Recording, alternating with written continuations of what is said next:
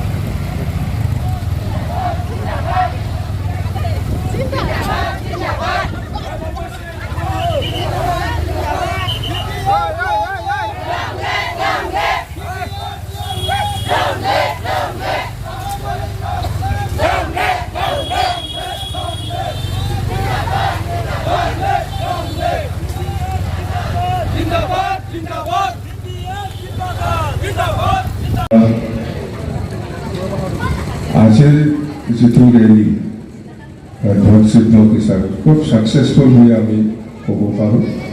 যোৱাকালিৰ পৰা আমি আৰম্ভ কৰিছোঁ কোকৰাঝাৰৰ বাওপুংগী আৰু চালাকাটি, আজি ওদালগুৰিত ধনশিৱ আৰু নেক্সটত পৰিচালনা হ'ব, অহাকালি আকৌ চিৰাং জিলাত হ'ব।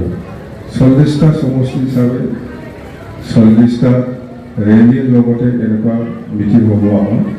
এইটো হ'ল আমাৰ যোৱা 4 তাৰিখ মাৰ্চ মাহত বৰমাত এটা স্পেচিয়েল ডেলিগেট ছেশ্যন হৈছিল বিপেক দলৰ। সেইদিনা আলোচনা হিচাপে আমি যোৱাকালিৰ পৰা এই প্ৰভাৱটো লৈছোঁ। ডিচিশ্যন এইটোৱেই যে আমি BTCত যিমান জাতি জনগোষ্ঠী আছে সকলোকে লৈ পেলাই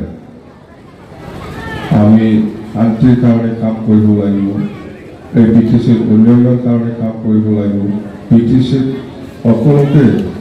সকলো জাতি জনগোষ্ঠীক একগোট কৰি পেলাই শান্তি বজাই ৰাখি এই অঞ্চলত উন্নতিৰ কাম কৰাটো আমাৰ বিপেক দলৰ যে উদ্দেশ্য, সেই কথাবিলাক আমি সকলো ৰাইজক জনাব লাগিব। সময় আহিছে এতিয়া, আমি চাইছিলোঁ সেইটো চৰকাৰে ভাল চলাব বুলি, কিন্তু এতিয়া আমি 2 বছৰ 3 বছৰ হ'ল যিটো দেখিলোঁ বহি থকা নাযায় আৰু BTCটো চেছ কৰিব বিচাৰিছে।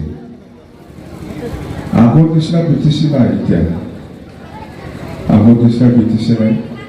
তো BTCটো যদি ৰক্ষা কৰিব লাগে, বচাব লাগে, তেতিয়াহ'লে আমি বিপেক দল হিচাপে আগবাঢ়ি আহিব লাগিব, ক'ব পাৰিব লাগিব, ৰাইজক আমি জনাব লাগিব। সেইটো উদ্দেশ্য লৈ আমি এই ৰেলীখন কৰিছোঁ। তো আমাৰ আগত বক্তাসকলে কৈছে এই চৰকাৰৰ দিনত কি হৈছে হোৱা নাই, আপোনালোকেও জানে, চবে আপোনালোকেতো আমাৰে কৰ্মী হয়, আপোনালোকে মনত যিখিনি জানে আপোনালোকে বহুত কথা গম পায় এই চৰকাৰৰ দিনত কি হৈছে হোৱা নাই আৰু আমাৰ দিনত কি কৰিছে কি কৰা নাই, সেইবিলাক কথা উপায় নাই। আজি আমি BPF ক'বলৈ বাধ্য, আমি চুপচাপ থাকিলে নহ'ব, আমি ৰাইজৰ মাজত এইবিলাক মেছেজ, এইবিলাক কথা বতৰা আমি লৈ যাব লাগিব। তেতিয়াহে ৰাইজে চিনি পাব যে এই চৰকাৰে কি কৰিছে কৰা নাই। এতিয়াও কোনোবা হয়তো বিশ্বাসত আছে, বহুত কাম কৰিছে প্ৰমোদ কৰি। তো সেইবিলাক আমাৰ এটাই উদ্দেশ্য যে আমি শান্তিৰ কাৰণে কাম কৰিম।